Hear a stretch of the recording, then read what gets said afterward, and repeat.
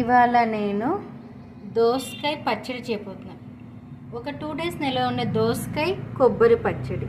దానికి కావాల్సిన పదార్థాలు: తాలింపుకి ఆవాలు, జీలకర్ర, ఎండుమిర్చి ఒకటి పెట్టలేదు, ఎండుమిర్చి వేయాలి, కరివేపాకు, మినపప్పు, కొంచెం మిక్సీలో కొబ్బరి, పచ్చిమిర్చి, కొత్తిమీర, ఆయిల్, కొంచెం సాల్ట్. ఇప్పుడు వేయించిన పచ్చిమిర్చి, వెల్లుల్లి రెబ్బలు, కొబ్బరి కలిపి కొంచెం గ్రైండ్ చేయాలి.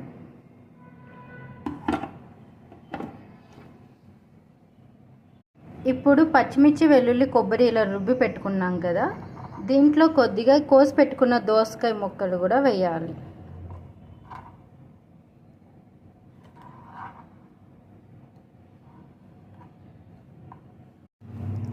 ఇప్పుడు దోసకాయది ఇలా రుబ్బి పక్కకి బౌల్లో తీసుకొని పెట్టుకోవాలి. దీనిలో ఇంకా నేను సాల్ట్ వేయలేదు, కొంచెం సాల్ట్ కూడా వేస్తాను.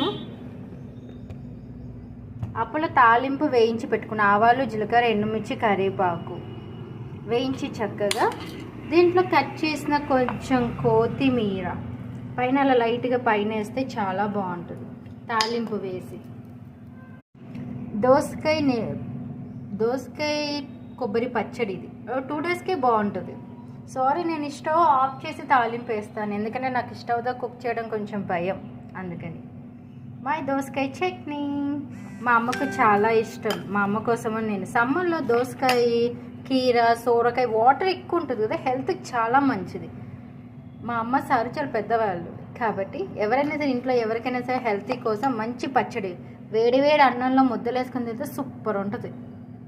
దోసకాయ చట్నీ 2 days ఫ్రెష్గా ఉంటుంది ఫ్రిడ్జ్లో పెడితే, కానీ అప్పుడప్పుడు వేసుకుని 2 days చాలా బాగుంటుంది.